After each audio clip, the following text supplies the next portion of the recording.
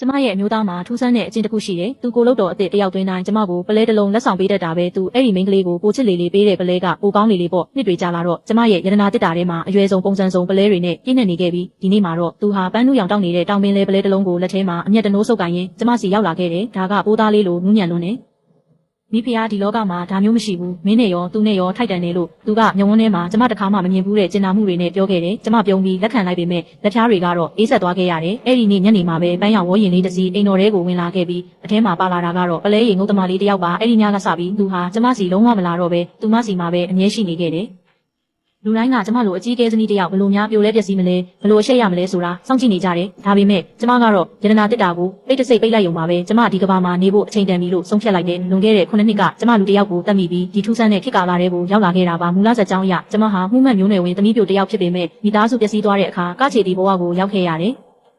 ်ရှက်တပွဲဖြစ်ခဲ့ရတဲ့အပြင်စစ်စခန်းစီပို့ဆောင်ခံရပြီးအသက်ခံရမဲ့ကံကြမ္မာကနေဦးရန်ချင်းဆိုတဲ့မျိုးသားကကျမကိုကယ်တင်ခဲ့တယ်သူဟာကျင်းလင်မြို့မှာနာမည်ကြီးလူရှုပ်လူဝေးတစ်ယောက်ဖြစ်ပေမဲ့ကျမကိုတကယ်ချစ်မိသွားပြီးမိသားစုလုပ်ငန်းတွေကိုစွန့်လွတ်ကာကုန်တယ်လေးအဖြစ်ကျမနဲ့အတူအခြေချခဲ့တယ်အိမ်အောင်သက်ပထမတစ်နှစ်မှာသူကျမကိုအရန်လိုလိုက်ခဲ့ပြီးကျမပြုံးနိုင်ဖို့အတွက်တလောကလုံးကရှားပါယတနာတွေကိုရှာဖွေပေးခဲ့သူပါကျင်းလင်ကမိန်းကလေးတိုင်းကျမကိုမနာလိုဖြစ်ခဲ့ကြတယ်ဒါပေမဲ့ကျင့်ဆိုတာဖြောက်ရခတ်တာပါပဲသူဟာတစ်နှစ်ပဲသစ္စာရှိနိုင်ခဲ့တယ်သူပထမဆုံးသွင်းတဲ့ကိုလုတ်တော်ကကျန်းဝူရှူဆိုတဲ့မှုမှတ်သမီးလေးပါသူမကအိမ်တော်ကိုသူမပိုင်တယ်လို့ပြုမှုပြီးကျမရဲ့လင်ပိုချံဝင်းကိုတောင်သိမ်းဖို့ကြိုးစားခဲ့တယ်ကျမညှင်းလိုက်တဲ့အခါသူမကခြံထဲကအိုးတွေကိုအကုန်ရိုက်ခွဲပစ်ခဲ့တယ်အဲ့ဒီအိုးတွေကကျမနဲ့ကူရန်ချင်းအတူတူရွေးချယ်ခဲ့တဲ့အမှတ်တရတွေရှိတဲ့အိုးလေးတွေပါအဲ့ဒီနေ့ကကူရန်ချင်းဟာကျမရှိမှရေခဲလိုအေးဆက်တဲ့မျက်နှာနဲ့ရက်နေခဲ့တယ်ငါမင်းကိုအလိုလိုက်တာလွန်သွားပြီ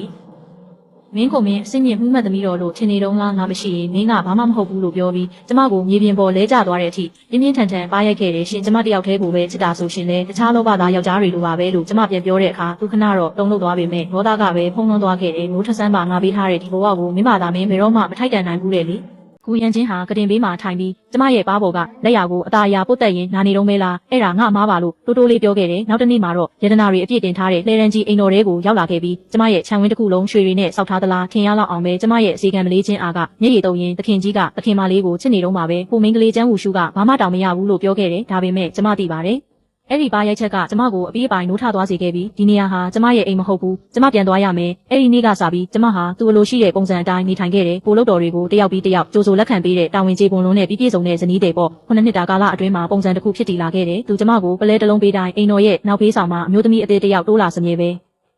ပလဲကပိုကောင်းလေလေအဲ့ဒီအမျိုးသမီးကသူ့အတွက်ပိုအသေးပဲရှိလေလေပေါ့အခုဆိုရင်ကျမရဲ့ရတနာတစ်တာထဲမှာပလဲတွေမဆန်းတော့လောက်အောင်ပါပဲတစ်တာထဲမဆန်းတော့တဲ့ပလဲတွေကိုတိုးလောင်ယုံထဲကတစ်တာတွေထဲမှာပဲစုပုံထားလိုက်ရတယ်သူပဲနှစ်ယောက်ပဲထက်ယူယူဘယ်သူမှမင်းနေရာကိုအစားမထိုးနိုင်ဘူးလို့အမြဲပြောတတ်တယ်ကျင်းလင်မျိုးကမှုမှတ်ကတော့တွေကလည်းကျမရဲ့တီးခံနိုင်စွမ်းကိုချီးမွမ်းကြတယ်ကျမဟာဘူအိမ်တော်ရဲ့ကြောရိုးပဲကျင်နာတတ်တယ်မြင့်မြတ်တယ်ဘာနဲ့မှမနှိုင်းရှင်နိုင်ဘူးလို့သူတို့ကပြောကြတ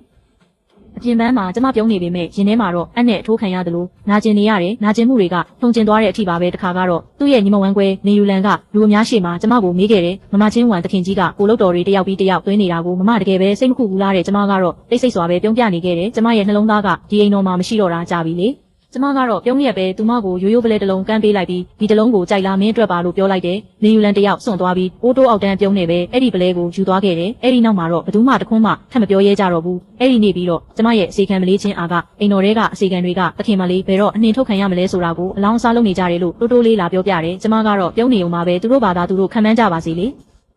ဦးရန်ချင်းရဲ့အကြီးကဲစနည်းဆိုတာကျမပဲအမြဲတမ်းဖြစ်နေမှာပါဒါပေမဲ့အဲ့ဒီညကခြံဝင်းထဲမှာတယောက်တည်းထိုင်ရင်းကျဲတွေကိုငေးကြည့်နေတဲ့အခါကျမရဲ့ရင်ထဲမှာဟာလာဟင်းလင်းဖြစ်နေခဲ့ရတယ်နောက်တစ်နေ့မှာတော့ဦးရန်ချင်းဟာအရှိပင်လယ်နေမြေကနေပြန်ရောက်လာခဲ့တယ်သူ့ဘေးမှာတော့စုလင်ကြီးဆိုတဲ့မိန်းကလေးပါလာပြီးသူ့လက်ထဲမှာတော့ဟိုပန်းလူရောင်ပလဲကြီးကိုစုပ်ကင်ထားခဲ့တယ်ကျင်ဝမ်ဒါကဒီနှစ်အရှိပင်လေကထွက်တဲ့အကောင်းဆုံးပလဲပဲလင်ရီကဒါကိုရဖို့ကိုယ်တိုင်ရင်ငုပ်ပေးခဲ့တာအလားတမဖြစ်စေနဲ့ဦးတဲ့ကျမအဲ့ဒီပလဲကိုစိုက်ကြည့်နေမိတယ်အဲ့ဒီပလဲရဲ့နူးညံ့တဲ့ပန်းနူရောင်အလင်းတန်းကတခုခုကိုဖုံးကွယ်ထားသလိုမျိုးပဲကျမမျက်တောင်မခတ်တန်းငေးကြည့်နေမိတယ်ရှေ့ရဲ့အမြင်ကတကယ်ကိုအပြစ်ပြောစရာမရှိအောင်ကောင်းလွန်းပါတယ်ယောက်ျားလို့ကျမပြောလိုက်တယ်ပြီးတော့ချင်းအာဘက်ကိုလှည့်ပြီးမြမလေးစုအတွက်လင်ပိုချံဝင်းကိုသွားပြင်ပေးလိုက်တော့လို့အမိန်ပေးလိုက်တယ်လင်ပိုချံဝင်းဆိုတာအိမ်တော်တစ်ခုလုံးမှာအကောင်းဆုံးနဲ့အလှဆုံးချံဝင်းပါကျမတို့လက်ထက်ခါစားတုန်းကကျမကိုမင်းသမီးလေးတစ်ပါးလိုနေစေခြင်းလို့ဆိုပြီးသူကိုယ်တိုင်ပုံစံထုတ်ဆောက်ပေးခဲ့တာလေကျမတို့ရဲ့တန်ရောစင်တွေမိမ့်မိန်သွားပြီးတဲ့နောက်အဲ့ဒီချံဝင်းကဘယ်သူမှမနေပဲအမြဲတမ်းလစ်လက်နေခဲ့တာပါချင်းအားကအဲ့ဒီခြံဝင်းကိုတန်ရှင်းရေးလုပ်ဖို့လေးကန်တဲ့ခြေလမ်းတွေနဲ့ထွက်သွားတဲ့အခါဘူရန်ချင်းကကျမကိုကျင်းနဲ့အားရတဲ့အကြည့်နဲ့ကြည့်နေတာကိုသတိထားမိလိုက်တယ်နောက်တနေ့မနက်မှာတော့စုလင်ကြီးကကျမကိုဂါရောပြုတ်ဖို့ရောက်လာခဲ့တယ်အမတော်မင်္ဂလာနနခင်းပါလို့သူမကခေါင်းကုန်ပြီးတိုးတိုးလေးနှုတ်ဆက်ရှာတယ်အရန်ကိုရှက်တက်ပြီးနုနေတဲ့ပုံစံလေးပေါ့ဒါပေမဲ့ရုတ်တရက်သူမလက်ထဲကလက်ဖက်ရည်ဘူးတွေကကျမအပေါ်မှောက်ကျသွားပြီးကျမခြေထောက်တွေပူလောင်သွားခဲ့ရတယ် အမတော်ညီမလေးတမင်လောက်တာမဟုတ်ပါဘူးလို့သူမကမျက်ရည်ဝဲရင်းတမင်မလေးတကောင်လိုထိတ်လန့်တကြားအော်ဟစ်လိုက်တယ်ဘူရန်ချင်းကသူမကိုအမြန်ပြေးထူပြီးမစိုးရိမ်နေရပါတယ်တဲ့သူကကျမဘက်ကိုတစ်ချက်ကလေးတောင်လှည့်မကြည့်ခဲ့ဘူးကျမခြေထောက်တွေပူလောင်နေတာကိုသူလုံးဝမေ့သွားသလိုပါပဲတကယ်တော့ကျမဟာတခြားလူတွေထက်နာကျင်မှုကို10ဆလောက်ပိုခံစားရတဲ့သူပါလွန်ခဲ့တဲ့နှစ်တွေတုန်းကသူ့အသက်ကိုကယ်ဖို့ကျမဓာတ်ထန်ရခံယူခဲ့ဘူးလေအဲ့ဒီတုန်းကနာကျင်လွန်းလို့တတိလေးမတက်ဖြစ်ခဲ့ရပြီးသူကလည်းကျမအတွက်စိုးရိမ်တကြီးနဲ့တညာလုံးမအိပ်ပဲစောင့်ရှောက်ပေးခဲ့တာအခုတော့သူ့ရဲ့ကျင်နာမှုအားလုံးကစွန့်လင်းရေးစီမှာပဲရှိနေတော့တယ်ကျမနာကျင်မှုကိုအောင့်အီးပြီးရပါတယ်သူလက်ချော်သွားတာပဲကျမသွားလဲလိုက်အောင်မေလို့ပြုံးတူးနဲ့ပြောလိုက်ရတယ်အဲ့ဒီအချိန်မှာပဲစွန့်လင်းရေးရဲ့မျက်ဝန်းလေးကအောင်နိုင်သူတယောက်ရဲ့အကြည့်ကိုကျမမြင်လိုက်ရတယ်ကျမဘလောက်အထိတီးခံနိုင်မလဲဆိုတာကိုသူမကစမ်းသပ်နေတာပါကျမကတော့သူမကိုကြည့်ပြီးပါဇက်ထောင်လေးအနေငယ်ကိုယုံပြုံးပြလိုက်ပြီးအစီကံတွေကိုခေါ်လိုက်တယ်အဲ့ဒီအခါမှာတော့ဒေါသကြီးတဲ့ကျန်းဝူရှုကကျမစီစိတ်မရှိစွာပြေးလာပြီးရှင်မကြောက်ဘူးလားသူရှင့်ကြည့်ရှိမှုကိုမေ့သွားတော့မှကိုရောမစိုးရိမ်ဘူးလားလို့အော်ဟစ်မိတော့တယ်ကျမကတော့ဖက်လက်ဆဆအုပ်ကိုချလိုက်ပြီးညီမလေးတယောက်ထပ်တိုးလာတာဘာဖြစ်လို့လဲထမင်းစားရင်သူတစုံကိုလာယုံပဲရှိတာပါလို့အေးအေးဆေးဆေးပဲပြန်ဖြေလိုက်တယ်မင်းသားအလိုရှိမယ်ဆိုရင်မင်းအတွက်လည်းခန်းထားတဲ့မင်္ဂလာပွဲတစ်ခုကျင်းပပေးဖို့ငါဝမ်းသာတာပေါ့ဒါပေမဲ့မင်းကမှုမှန်မျိုးနဲ့ဆိုပေမဲ့အခုတော့ကြက်တကောင်ထက်တောင်မသာတော့ပါဘူးလို့ပြောပြီးကျမလှည့်ထွက်လာခဲ့တဲ့စာအုပ်ထဲကစာကြောင်းတစ်ကြောင်းကိုပဲကျမအာယုံစိုက်နေမိတဲ့တောင်ပင်တွေကရေသူမျိုးနယ်စုဝင်တွေချစ်စစ်နဲ့တွေ့တဲ့အခါပန်းနုရောင်ပလဲတစ်လုံးထွက်လာတတ်ပြီးအဲ့ဒီပလဲဟာအချိန်ကိုနောက်ပြန်လှည့်ပေးနိုင်စွမ်းရှိတယ်တဲ့